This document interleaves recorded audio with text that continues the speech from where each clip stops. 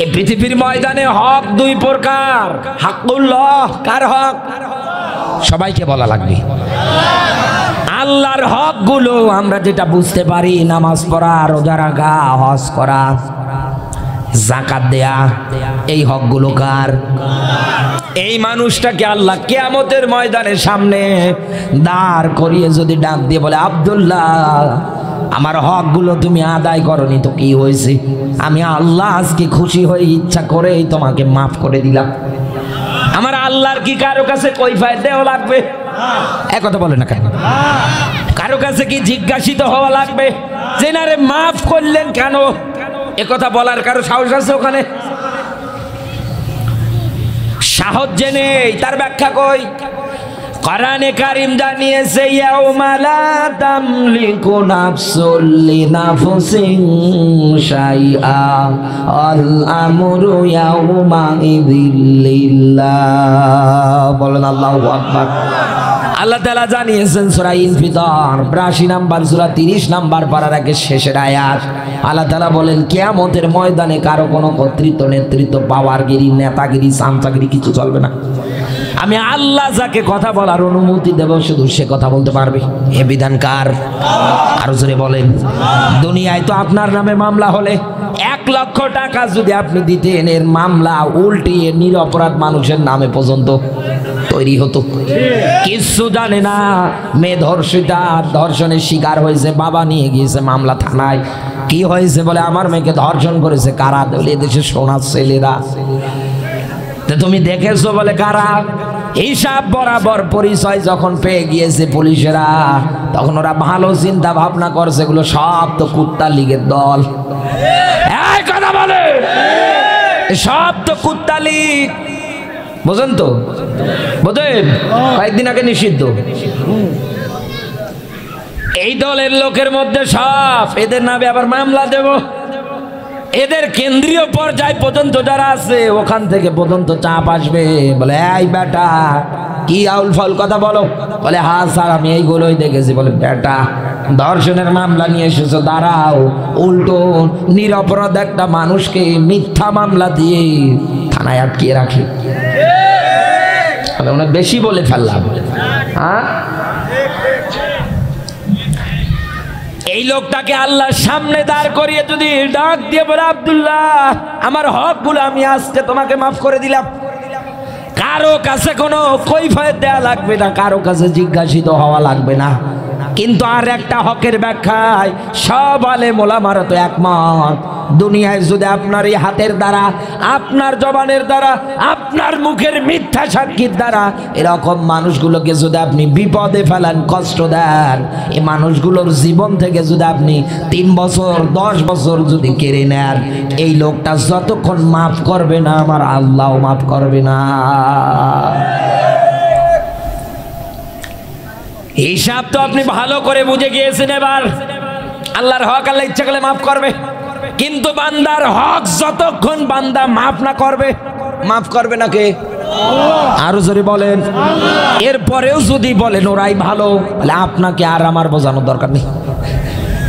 আপনি তো দেখলেন এই দেশে আয়না ঘর বানিয়ে ব্যারিস্টার যারা হাজার হাজার মানুষের কর্মসংস্থান যাদের মাধ্যমে তৈরি হয়েছিল, আরমান আজমির মতো মানুষকে আটকিয়ে রেখেছিল ওরা।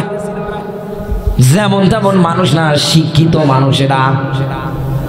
সাংবাদিকের নিউজ যখন করতেছিল, সামনে এসে হাউমাউ করে কাঁদছে আর ডাক দিয়ে বলছে আজান কখন হতো জানতে পারতাম না, এখন কি দিন নাকি রাত এটাও জানতাম না, কোন দিকে পশ্চিম এটাও আন্দাজ করতে পারতাম না। ওই জায়গার মধ্যে যে পরিমাণে কান্নাকাটি করেছি, এই যে গামছাটা দেখছো, এই গামছাটাতে যে পরিমাণ চোখের পানি আমি পরিষ্কার করেছি, চোখের পানি দিয়ে ভিজিয়েছি, সেই পরিমাণ পানিগুলো যদি জমা করতে পারতাম, একটা পুকুর পুষ্করণী ভরে যেত। এই মানুষগুলোর জীবন থেকে আয়না ঘরে আটকে আপনি 3-4 বছর এরকম নষ্ট করলেন। এদেশের মানুষ জানতোই না 5ই আগস্টের আগে এদেশে টর্চার করার জন্য আয়না ঘর বানিয়েছে। এই কথা বলে, এই লোকটা মাফ না করলে আল্লাহ মাফ করবে? এরপরেও যদি আপনি এই দলের সাফাইকে যান, আপনি যদি আবার বলেন আপা আসেন, আপা আসেন, আপনি সারা দুর্বল, আপনার জন্য আমি আরো একটা দৃষ্টান্ত সুন্দর করে দিচ্ছি। হযরতে লূত আলাইহিস সালাতু ওয়াস সালামের ঘটনাগুলো আমরা সবাই জানি। তেনার স্ত্রী আল্লাহর পক্ষ থেকে বার্তা আসলো, হে নবী, আসরের পর পরে এই জায়গার মধ্যে আমার আল্লাহ গজব নাজিল করবে। ইল্লাম রাতা, আপনি আপনার স্ত্রীকে নেবেন না। আপনার স্ত্রী বাদ দিয়ে আপনার উপরে যারা ঈমান এনেছে, আপনার সহচরী বন্ধু যারা হয়েছে, আপনি এদেরকে নিয়ে এই জায়গা থেকে তাড়াতাড়ি চলে যান। হযরতে লূত আলাইহিস সালাতু ওয়াস সালামের স্ত্রীকে আল্লাহ কেন নিতে বারণ করলেন? এখন অনেকের মধ্যে প্রশ্ন তৈরি হতে পারবে, লূত নবীর স্ত্রীর কি চরিত্র খারাপ? তিনি চরিত্রহীনা? তিনি চরিত্রহীনাও না, তার চরিত্র খারাপও না, কিন্তু তলে তলে চরিত্রহীন লোকদেরকে সাপোর্ট করত।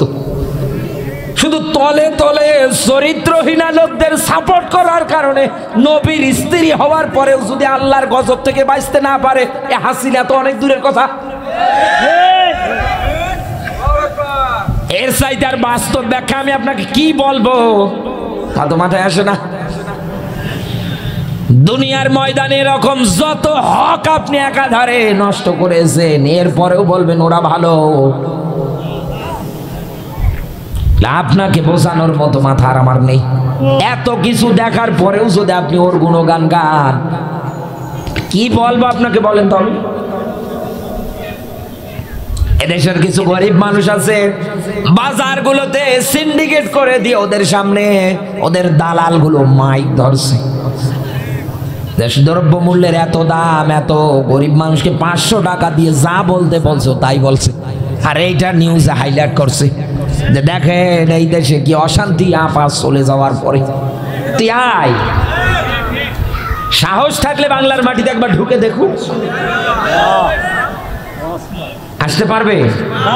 ইতিহাসে কোন স্বৈরাচার পালানোর পরে বাংলার মাটিতে ফিরে আসে, আর এ আসবে? আপনি এতদিন যার গুণগান গাইলেন, যার সঙ্গে আপনি উঠবোস করলেন, আস্তে করে টুক করে পালিয়ে গেল, আবার মাইক পেলে বলতো পালাবো না, বলতো ফখরুল সাহেবের বাড়ি উঠবো। এ কাউয়া কাদের যে কবে পালিয়েছে আমরা জানিয়ে না, এক কথা বলেন।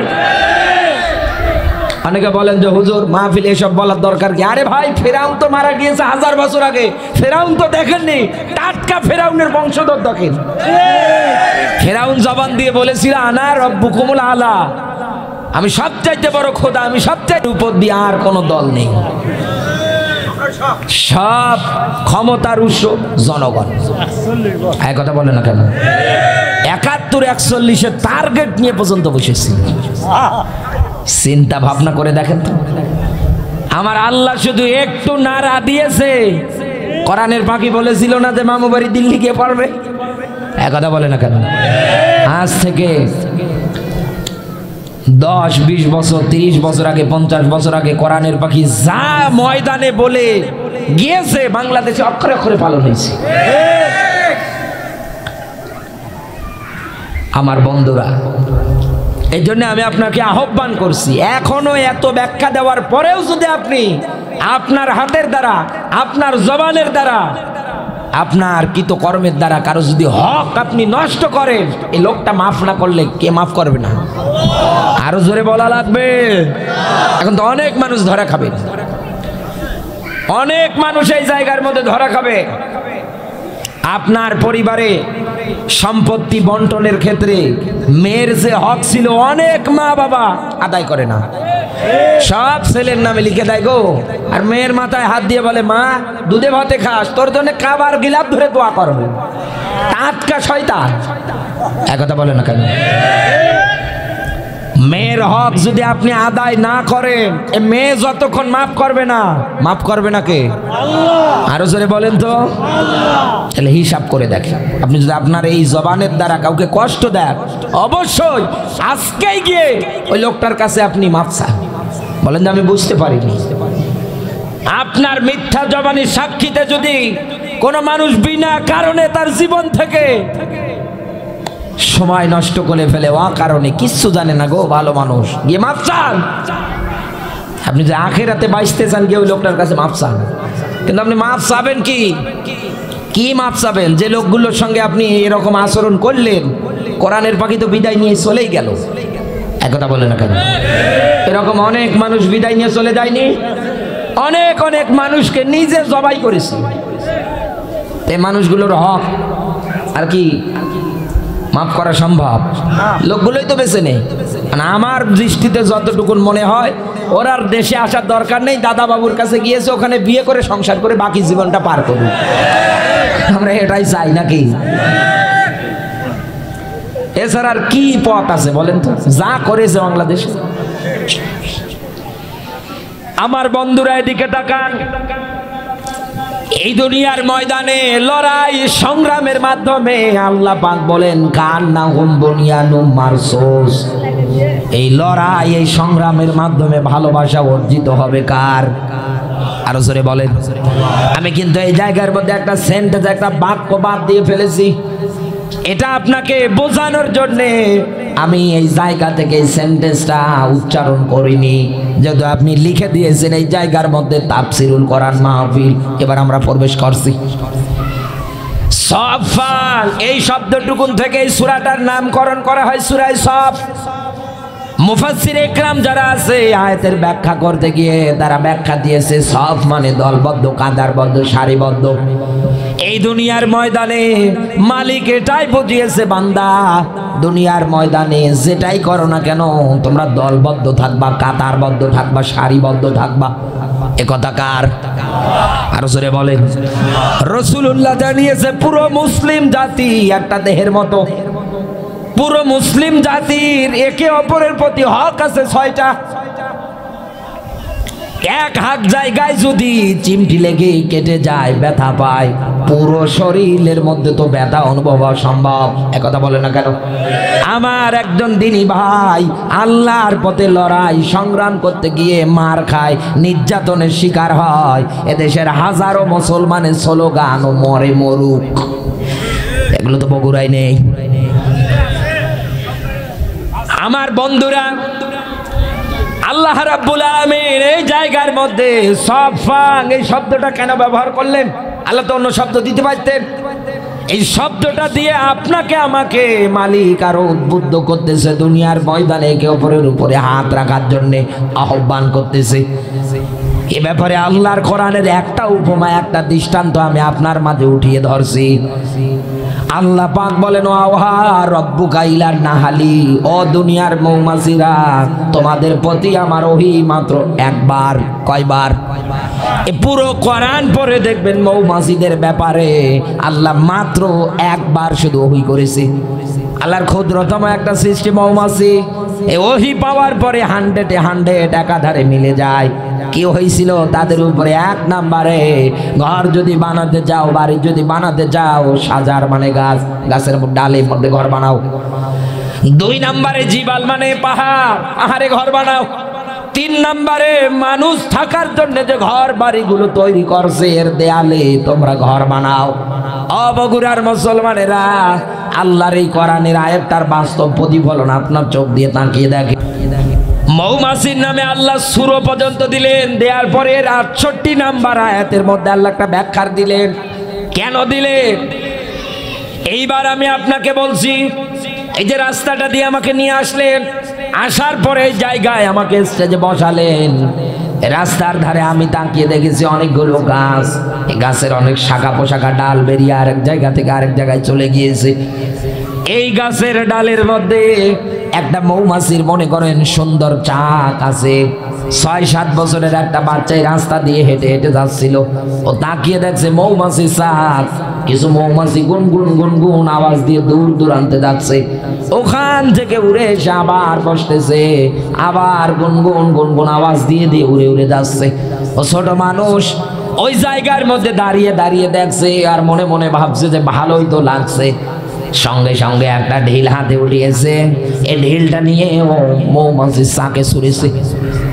এখানে বিবেকবান মানুষ যারা আছেন, সুস্থ সবল যারা আছেন, যাদের বিবেকটা আসলে পরিষ্কার, এই মৌমাছি চাকের মধ্যে বাচ্চাটা ঢিল মারবে, আর মৌমাছিরা ঢিল খাওয়ার পরে মনে হয় মিটিং করবে।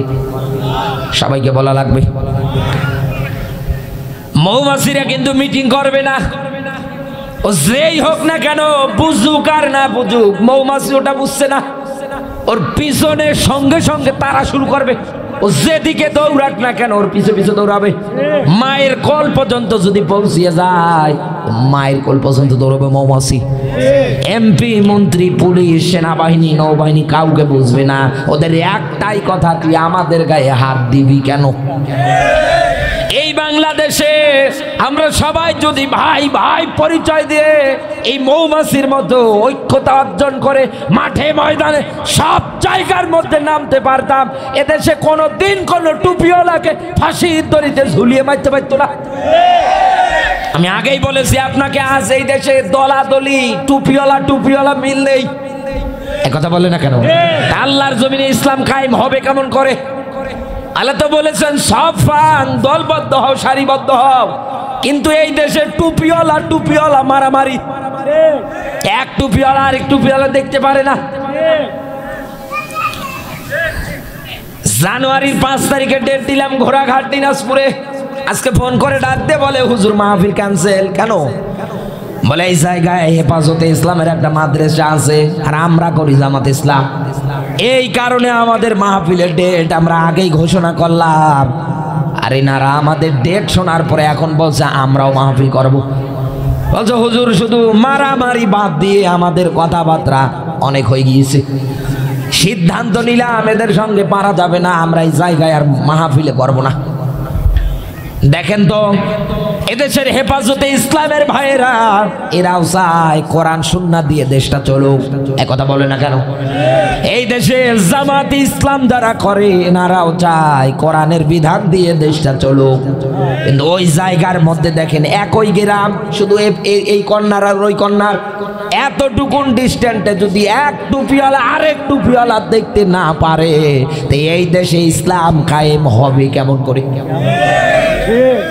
এতদিন তো এই কারণে আমরা পিছিয়ে। একথা বলে না কেন? এই দালালির কারণে। এই দেশের কত পাকড়িওয়ালারা পর্যন্ত বলে আমরা ওদের সঙ্গে ঐক্য করব। আপনার তো ঈমান নেই, আপনি নির্ভেজাল মুনাফিক। সুবিধাবাদ আর জিন্দাবাদ, যখন যেদিকে পানি আসে ওদিকে ছাতা ধরে। কিসের কওমি, কিসের আলিয়া, কিসের চরমনাই, কিসের জামাত? আমাদের একটা পরিচয়, আমরা ভাই ভাই। এই ভাই ভাই পরিচয় দিয়ে আল্লাহ আয়াতে ডাকছেন, তুই আয় ঐক্যতা অর্জন কর, জামাতবদ্ধ হ, দলবদ্ধ হ, কাতারবদ্ধ হ। এরপরে ঘোষণা দেয় ইউকাতিলুনা ফি সাবিলিহি, আমি আল্লাহর পথে লড়াই করব, সংগ্রাম করব। এ কথা কার? আল্লাহ। আমি আপনাকে বাস্তব একটা এক্সাম্পল দিচ্ছি। এই যে মঞ্চে আমরা যে কয়জন বসে আছি, আমরা যদি কোরআনে কারিমের একটা আয়াতে কারিমা নেই, সূরা বানি ইসরাইলের 32 নম্বর আয়াত, আল্লাহর স্পষ্ট আয়াত, খবরদার জিনা ব্যভিচারে ধারবর্তী নিকটবর্তী হবে না। এটা অশ্লীল কাজ, এটা ফাহিশা কাজ, এটা খারাপ কাজ। এই আয়াত কার? আরো জোরে বলেন। এই আয়াতের সুন্দর একটা ব্যানার যদি আমরা তৈরি করে এই বগুড়ার মমিন যে পার্ক বানিয়েছে ওই জায়গায় যদি যাই, গেটের সামনে আমরা এই কয়জন ব্যানার ধরে আসি আর বলতেছি যে আমরা এর ভিতরে কাউকে প্রবেশ করতে দেব না। একথা বলে না কেন? কারণ দেশের যত পার্ক বানিয়েছে বেশিরভাগ পার্কগুলোতেই অবৈধ কাজ বেশি হয়। লোকজন আসে টাকা পয়সা খরচ করে লক্ষ লক্ষ টাকা হাতিয়ে নেয়, আর এদিকে অবৈধ কাম 180 মাইল বেগে চলছে। অথচ কোরআনের বিচার, কেউ যদি বিবাহিত অবস্থায় জেনাবে বিচার করে ওঠে, মাটিতে গর্ত খনন করে পুঁতে ওকে পাথর নিক্ষেপ করে দুনিয়া থেকে বিদায় করা লাগবে। আর কেউ যদি অবিবাহিত অবস্থায় জেনাবে বিচার করে বিয়ের আগে মিয়াতা জালদা, ওকে 100 করে দৌড়া মারা লাগবে। এই আয়াত কার? আসেন খুলে দেখাচ্ছি, সূরা নূরের 2 নম্বর আয়াত। এই বিচারগুলোর দাবি নিয়ে আমরা ওখানে যদি দাঁড়াই, এখন পার্ক কর্তৃপক্ষ যারা আছে, মালিক যারা আছে, ওনারা এসে বলবে ওই হুজুর কিসের দোকান ধরেছেন এখানে, এখান থেকে চলে যান। আর আমরা এই কয়জন যদি বলি না জীবন দেব, তারপরেও নড়ব না। কারণ আপনার এই জায়গার মধ্যে উল্টাপাল্টা কাজ হবে। কারণ পার্ক যেখানে, ও জায়গায় ভালো কিছু হয় না, ওখানে আল্লাহর ওলিরা যায় না, ওখানে যারা যায় সব শয়তানের খেলা তো ভাইরা। আমরা এটা বন্ধ করে দেবো, এই জায়গায় হবে না এটা। এই ঘোষণা আমরা আমাদের জবান দিয়ে বলিয়া দিয়েছি। একটা পর্যায়ে উনি লোকজন ডাকবে, থানা পুলিশ ডাকবে, এদেশের যত কর্মকর্তা আছে সবাইকে ওই জায়গায় আহ্বান করবে, ডাকবে যে এদের আটকান। আয় লোকজন আমার পার্কের ভিতরে ঢুকতে পারছে না এদের কারণে, এরা দাবি নিয়ে এসেছে। একটা পর্যায়ে দেখা যাবে আমাদের যখন বলতে আসবে, আমরা বলবো না, জীবন দেব তবু আমরা এই জায়গা থেকে যাব না। একটা পর্যায়ে হাতাহাতি, মারামারি, দেখা যাবে যে এই কয়েকজনের মধ্যে কয়েকজন শহীদও হতে পারে। এক কথা বলে না কেন? কিন্তু ওই জায়গার মধ্যে আমরা এই সংখ্যায় 12-13 জন না হয়ে যদি পুরো বগুড়া জেলার যত থানা আছে, যত গ্রাম আছে, যত ইউনিয়ন আছে, যারাই বলবে অকলা ইন্নানি মিনাল মুসলিমিন, আমি তো একজন মুসলমান, সবাই যদি ওই সারিতে থাকতো, ওই বগুড়ার পার্কের ওই মালিকের খাওয়া ছিল সামনে আসার, তো আগে দূর থেকে দেখতো আর ভাবতো সর্বনাশ। এত লোক, এই আন্দোলন নিউজে প্রচার হতো, ইলেকট্রনিক মিডিয়া, পেন্টিং মিডিয়া, সব জায়গায় প্রচার হতো। নীলফামারী জেলার মানুষ আমি দেখতাম, আমার দিনী ভাইরা এই জায়গার মধ্যে আন্দোলন করতেছে, আমার তো বসে থাকা চলবে না। আমরা ওই জায়গা থেকে রেলি বের করতাম। এদেশের 64টা জেলা থেকে এরকম সবাই যদি আন্দোলন প্রতিবাদ গড়ে তুলতে পারতাম, এদেশে কোনো অবৈধ স্থাপনা টিকতে পারত না। কিন্তু বললাম না ভাই, আমরা জাতি ভাই মিল নেই। জাতি ভাই আর জাতি ভাইয়ের শত্রু, দুশ্মন, এ ওকে দেখতে পারে না, ওকে দেখতে পারে না। কেন? মুসলিম শব্দের শাব্দিক অর্থ আত্মসমর্পণকারী, স্যালেন্ডারকারী। আল্লাহর ইসলামের কাছে, আল্লাহর বিধানের কাছে, আল্লাহর কোরআনের কাছে আপনাকে আত্মসমর্পণ করা লাগবে, স্যালেন্ডার করা লাগবে। আর এই বিধান, এই ব্যাখ্যাটা যিনি দিয়েছেন যে তোমাদের নাম মুসলমান, তোমরা মুসলিম, তিনি হচ্ছেন আমাদের জাতির পিতা, মিল্লাতা আবিকুম ইব্রাহিম। বলেন আল্লাহু আকবার। তিনি আমাদের নাম রেখেছে, আমরা মুসলমান। বগুড়াবাসী, রাত গভীর হয়ে যাচ্ছে, আমি আপনাকে এবার মূল আলোচনার মধ্যে প্রবেশ করাচ্ছি। যেহেতু এই জায়গার মধ্যে একটা পয়েন্ট আমি উঠাইছিলাম যে আল্লাহর জমিনে লড়াই সংগ্রাম করা, আল্লাহর নামাজ রোজার মতো ফরজ করেছে। ইউকাতিলুনা ফি সাবিলিহি, এই আয়াতের ব্যাখ্যা আমি এতক্ষণ যাবত আপনার মাঝে চালালাম। এখন আপনার আমার মনের মধ্যে অনেকেরই প্রশ্ন যে এই দুনিয়ার ময়দানে যেহেতু আল্লাহ এটা নামাজ রোজার মতো ফরজ করেছে, এমনকি এটার পথে আন্দোলন করতে গিয়ে কেউ যদি মারাও যায়, আল্লাহ পাক এই মানুষগুলোর ব্যাপারে কোরআনে আয়াত দিয়েছে, ফাম্মা মান উতিয়া কিতাবাহু বিয়ামিনিহি। বলেন আল্লাহু আকবার। কিয়ামতের ময়দানে এই মানুষগুলোকে আমার আল্লাহ পাক আমল নামাটার ডান হাতে দেবে। ফাসাউফা ইউহাসাবু হিসাবা ইয়াসিরা, কিয়ামতের ময়দানে আমার আল্লাহ ওর হিসাবটা একেবারে সহজ করে দেবে। এটা তো কোরআনের আয়াত বললাম, বিশ্ব নবী হাদিসের মধ্যে জানিয়েছেন কিয়ামতের ওই ময়দানে কঠিন মুসিবতের সময় যখন হবে, নবীরা পর্যন্ত বলবে আল্লাহ বিচার শুরু করে দাও, হয় জান্নাতে দাও নতুবা জাহান্নামে দাও, যা পারো করো, আযাব সহ্য করা যায় না। আল্লাহ তোমার কাছে আরজি, এখন বিচার শুরু করে দাও, এই আযাব আর সহ্য করা যায় না, জান্নাতে দিবা নতুবা জাহান্নামে দিবা, যে কোনো এক জায়গায় দাও, এই জায়গায় থাকতে পারছি না। জবান দিয়ে একটাই সবার উচ্চারণ, আমার কি হবে, আমার কি হবে। আল্লাহ পাক বলেন দুনিয়ায় যারা আমার পথে নিহত হয়ে যায়, কিয়ামতের দিন তাদের এই পেরেশানি থাকবে না, এদের কবরের মধ্যে কোনো আযাব হবে না। এমনকি নবীজি জানিয়েছেন রক্তের ফোঁটা জমিনে পড়ার সঙ্গে সঙ্গে এই লোকটাকে আমার আল্লাহ নিষ্পাপ বানিয়ে দেয়। এমনকি কিয়ামতের ময়দানে আল্লাহর নবী জানিয়েছেন আমার আল্লাহ ডাক দিয়ে বলবে, বান্দা দুনিয়ায় তোর স্ত্রীর মায়া ছিল, সন্তানাদির মায়া ছিল, অধীনস্থর মায়া ছিল, সব ত্যাগ করে আমার পথে লড়াই করে সংগ্রাম করে জীবন দিয়ে এসেছো। আজকে আমি তোমাকে বলছি তোমার আহাল বর্ডার থেকে আমার কাছে তুমি 70 জন মানুষের জন্য সুপারিশ করো, আমি আল্লাহ বলছি সুপারিশ গ্রহণ হবে। মাজার মুআব্বিসের ঘটনা শুনে বগুড়ার মানুষ কান্না করে বাড়ি চলে যায়, জনে জনে বলতে যায় আর একাধারে বলে যাচ্ছে। কত সুন্দর আলোচনা হয়ে গেল এই জায়গায়, কিন্তু মাজার মুআব্বিসের মা দুইটো ছেলের হাতে অস্ত্র নেই, খেজুর গাছের বাকল উঠিয়ে দিয়ে বলছে যা বদরের ময়দানে যা। মাপে খাটে না, তারপরেও এসে ডাক দিয়ে বলে হুজুর আমাদের নেওয়াই লাগবে, আমাদের মা আমার পাঠিয়েছে এই জায়গায়, আপনি আমাদের ফেরত দিতে পারবেন না। আমরা জিহাদ করে লড়াই করে সংগ্রাম করে আল্লাহর জমিনে দিন কায়েম করতে চাই। মাজার মুআব্বিসের মা খেজুর গাছের বাকল এমনি হাতে উঠিয়ে দেয়নি, কারণ তার ভালোই করে জানা ছিল কিয়ামতের দিন সে দুইটা শহীদের মা হিসাবে দাঁড়াবে। সম্মানিত মায়েরা যারা এসেছেন, কেন আপনার সন্তানকে ইসলামী আন্দোলনে দিচ্ছেন না? এতদিন আপনি যেটা ভয়ে ছিলেন, ভয় তো কেটে গিয়েছে। জাহান্নাম থেকে যদি বাঁচতে চান, আমি আপনাকে একেবারে একটা শর্ট আয়াত বলছি, শর্টকাট। আল্লাহ পাক বলেন ইয়া আইয়ুহাল্লাযীনা আমানু হাল আদুল্লুকুম আলা তিজারাতিন।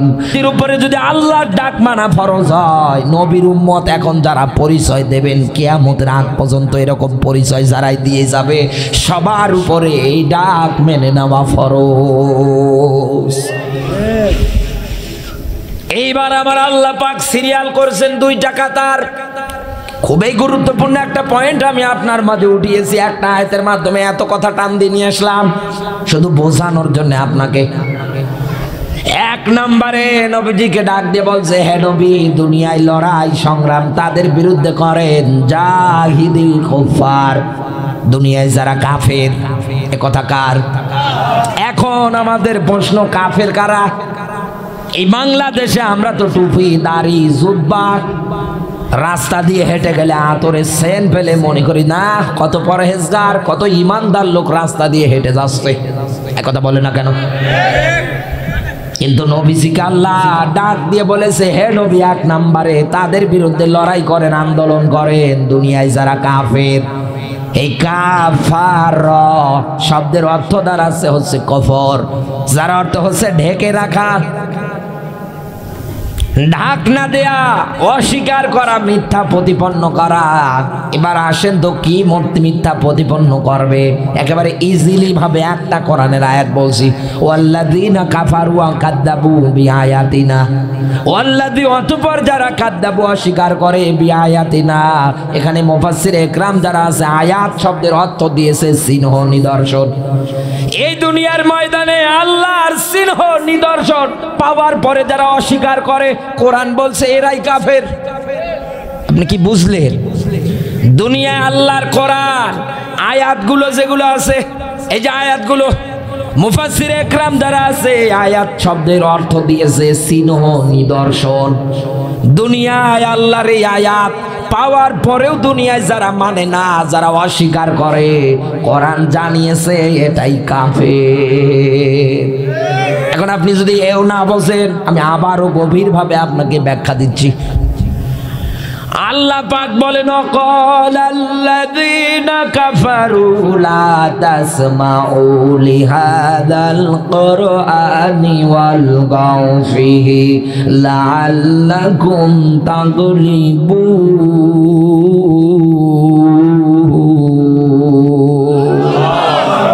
আমি কি শেষ করে দেব বাজার?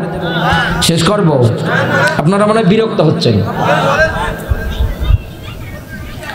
আল্লাহ পাক বলেন, হে নবী, কাফেরদের স্বভাব আপনি তাকালে দেখতে পারবেন। ক্বালাল্লাযীনা কাফারু, যদি বলেন এই ব্যাখ্যা কোথায়? সূরা হামিম শেষে 41 নাম্বার সূরা, 24 নাম্বার পারা, 4 নাম্বার পৃষ্ঠা, 4 নাম্বার রুকুর প্রথম নাম্বার লাইনে 26 নাম্বার আয়াত। নবীজিকে আল্লাহ ডাক দিয়ে বলছে, হে নবী, কাফেরদের স্বভাব দেখবেন, এক নম্বরে ওদের টার্গেট হবে, জবান দিয়ে কথাই হবে, লা তাসমাউ লিহাদাল কোরআন। আব্দুল্লাহর বেটা মুহাম্মদ তথা নবী মুহাম্মাদুর রাসূলুল্লাহ সাল্লাল্লাহু আলাইহি ওয়াসাল্লাম যেখানেই কোরআন প্রচার করতে যাক না কেন, ওই জায়গায় তোমরা কোরআন মানুষদের শুনতে দিবা না। ওই জায়গার মধ্যেই হট্টগোল বাজাবা, মারামারি বাজাবা, ওই জায়গার মধ্যে থেকে তোমরা গন্ডগোল করবা। এক কথায় মানুষ যেন কোরআন বুঝতে না পারে। এই কথাগুলো কেন বলতে? শব্দের দিকে মেলান, লাআল্লাকুম তাগলিবুন। ওই সময়ের কাফের বেঈমান যারা ছিল তাদের জবান দিয়ে একটাই ব্যাখ্যা বের হয়েছিল যে চেয়ারগুলোতে যদি টিকে থাকতে চাও, এই জমিনে তোমরা যদি বিজয়ী হতে চাও, যদি গালেব হতে চাও, তাহলে এই জমিনের ময়দানে আব্দুল্লাহর বেটা মোহাম্মদ যেখানেই কোরআন প্রচার করতে আসবে ওই জায়গায় হট্টগোল বাজাও, মারামারি বাঁধাও। এখানে আমাকে পড়াতে পারবে এমনও আলেম আছে যাদের জুতো টানার যোগ্যতা পর্যন্ত আমার নেই, তাদের কাছে পর্যন্ত আয়াতটার মিনিং ব্যাখ্যা যদি আপনি জিজ্ঞাসা করেন একবারেই বলে দেবে। আয়াতের মেইন মাস্টার মাইন্ড যিনি, তার নাম আবু জাহেল। কথা বলেন কেন? এই আয়াতের মধ্যে যাকে মাস্টার মাইন্ড আকারে, প্রধান আকারে ধরা হয়েছে তার নামটা হচ্ছে আবু জাহেল। এখন আপনার কাছে প্রশ্ন, আবু জাহেল কি মুসলমান? না, সবাইকে বলা লাগবে ভাই, আবু জাহেল কি মুসলমান? আবু জাহেল কিন্তু মুসলমান না। কোরআনের একটা আয়াত মানত না, অস্বীকার করত। আপনার আমার দৃষ্টিতে একাধারেই বলে দিছে আবু জাহেল ছিল কাফের।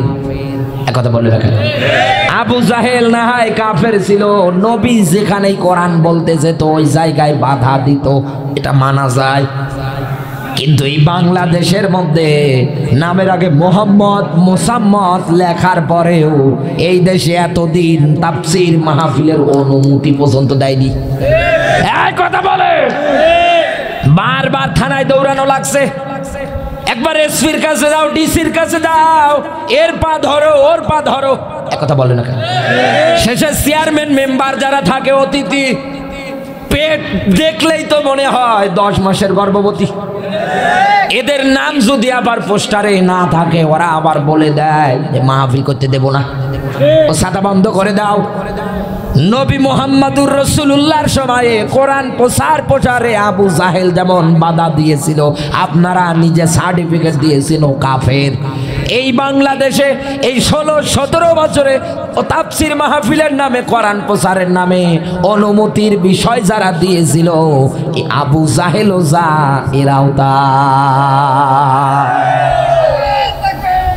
এমনকি আপনাদের এই মাহফিলের আয়োজন করতে গিয়ে রুমের মধ্যে তানবীর ভাই আমাকে বলল রাস্তায় নাকি কালেকশন করতে ধরছে এলাকার কিছু আবু জাহেলের নাতি পুতিরা, সেনাবাহিনীর কাছে বলেছে মাহফিলের জন্য চাঁদা তুলছে।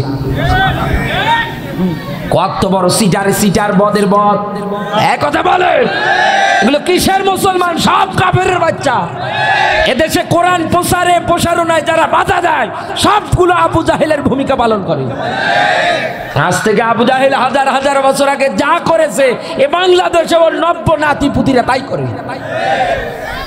এলাকায় আবু জাহেল আছে, তার বাস্তব দৃষ্টান্ত এইটা। এক কথা বলেন না কেন? আপনি দেখলেন 5 বছর ধরে এই জায়গায় কোরআনের একটা আয়োজন করছে সমাজ কল্যাণের মাধ্যমে, একটা সংগঠনের উদ্যোগে। এই কয়েক বছরে আপনি বাধা দিলেন না, আর আপনার এখন চোখে টান সচ্ছে না, এই জন্য আপনি বাধা দেন। আপনার নামাজ রোজা একটা রুকু সেজদাও আল্লাহ কবুল করবে না, কারণ আমরা জানি আবু জাহেল মুসলমান না, আবু জাহেল ইমানদার না, আবু জাহেল কালেমা পড়েনি। এক কথা বলে না কেন?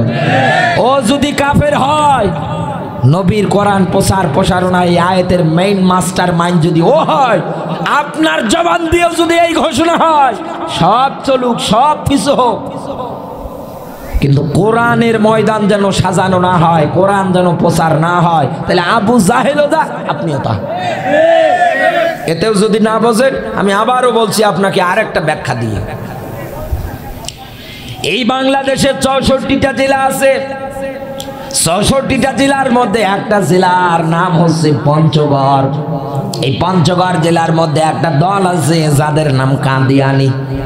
কোরআনের আয়াত কত সুন্দর, মা কানা মুহাম্মাদুন আবা আহাদিম মিন রিজালিকুম এরকম ধারাবাহিকভাবে আমার আল্লাহ সূরা আহজাবের 40 নম্বর আয়াতে ব্যাখ্যা দিয়েছে। ও বগুড়ার মুসলমানেরা, এই আয়াতটাকে আপনি পুরো 3 ভাগ করেন। মা কানা মুহাম্মাদুন আবা আহাদিম মির রিজালিকুম, এ পর্যন্ত আপনি 1 ভাগ করেন, মাঝের টুকুন আরেক ভাগ করেন, এইবার আরেকটা শব্দ খাতামান নাবিয়িন, এতটুকুনকে আরেকটা ভাগ করেন। প্রথম 2 ভাগ মানার ক্ষেত্রে কাদিয়ানীদের কোনো প্রশ্ন নেই। এক কথা বলে না কেন? কোনো দ্বিমত নেই। দ্বিমত কোন জায়গায়? খাতামান নাবিয়িন, নবী মুহাম্মদ রাসূলুল্লাহ সর্বশেষ নবী, এটাই ওরা মানে না। অথচ কত সুন্দর আল্লাহর শব্দ চয়ন, খতম মানে শেষ, সমাপ্তি। নবীজির পরে আর কোন নবী আসবে না। নবুয়তের দরজা আমার আল্লাহ একেবারে বন্ধ করে দিয়েছে। এমনকি নবীজি বলেছিলেন, আমার পরে যদি নবী হওয়ার কেউ যোগ্যতা রাখে, আল্লাহর এই জমিনের ময়দানে হযরত ওমর আল্লাহর নবী হয়ে যেতে। কিন্তু নবী হওয়ার তো দরজা বন্ধ করেছে কে? আরো জোরে বলা লাগবে। এই বাংলাদেশে কাদিয়ানি যারা আছে ওরা কিন্তু মানে না। ওরা ওদের জবান ভাষা উল্টিয়ে একাধারে ব্যবহার করে দেয় যে আমাদের নবী গোলাম আহমদ কাদিয়ানি। এই লোকটার ইতিহাসে নিকৃষ্ট মরণ হয়েছিল পায়খানায়, টয়লেটে। একথা বলে না কেন? একেবারে নিকৃষ্ট মরণ এই লোকটার। বগুড়ার মুসলমানেরা বিবেক খাড়া করে, কোরআনে কারীম পড়তে গিয়ে গবেষণা করতে গিয়ে আপনিও পাবেন এই কিতাবের মধ্যে বিসমিল্লাহর বা থেকে শুরু করে সূরা নাসের সিন পর্যন্ত 6666টা আয়াতে কারিমা। একথা বলে না কেন? আবার মতান্তরে কেউ বলেছেন 6236টা আয়াতে কারিমা। আমরা না একটাই ধরলাম। পুরো কোরআনে কারীমের মধ্যে 6266টার মধ্যে 65টা আয়াত একাধারে মেনে নেয়। একটা আয়াত তাও 2 ভাগ মানে, 1 ভাগ মানে না। এই কারণে কাদিয়ানীরা যদি কাফের হয়, এই বাংলাদেশে বিসমিল্লাহর বা থেকে শুরু করে সূরা নাসের সিন পর্যন্ত একটা আয়াত যারা মানে না, এ তো কাফেরের দাদা দাদা। আর আপনি কাফের খুঁজে পান না। আপনি এতদিন আপনি কাফের খুঁজে পান না। ওরা যদি একটা আয়াত অস্বীকার করার কারণে, পুরোটা না, একটু অংশ, তামাম দুনিয়ার সব মুফাসসির আলেম ওলামা সবাই একবারে ফতোয়া যদি দেয় ওরা কাফের, আপনি যে একটাও মানেন না। এত সুন্দর কোরআনের আয়োজন হবে, আপনি বন্ধ করে দেন। এক কথা বলে কাদিয়ানী যা, আপনিও তা।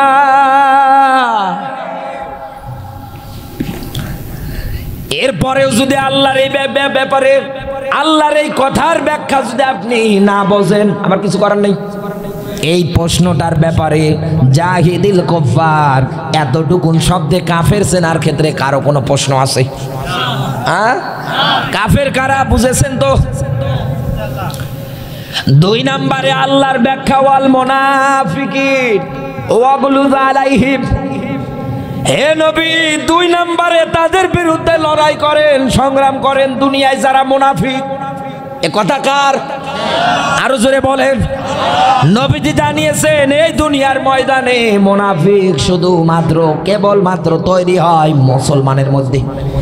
হিন্দু ধর্মে হয় না, বৌদ্ধ ধর্মে হয় না, খ্রিস্টান ধর্মে হয় না, ইহুদি নাসারার এগুলো ধর্মে হয় না। মুনাফিক শুধু তৈরি হয় মুসলমানের মধ্যে।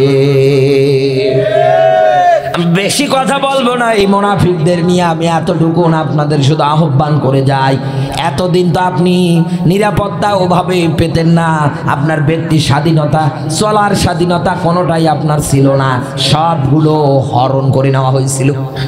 তবে এখন আমি আপনাকে স্পষ্ট আকারে কোরআনের কারিম হাতে নিয়েই বলে যাই, দুনিয়ায় যদি মুনাফিক মারা যায় ওর জানাজা পড়াবেন না, ওর জানাজার নামাজে আপনি যাবেন না।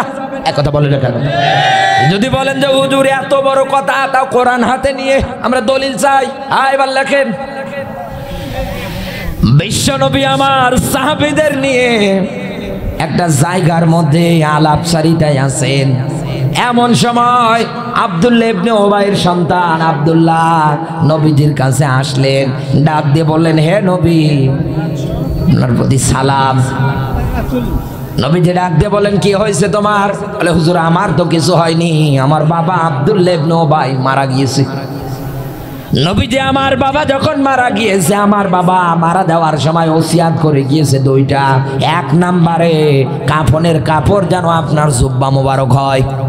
দুই নাম্বারে হে নবী জানাজার নামাজটা আপনি নিজে পড়াবেন, এটা আমার বাবার ওয়াদা।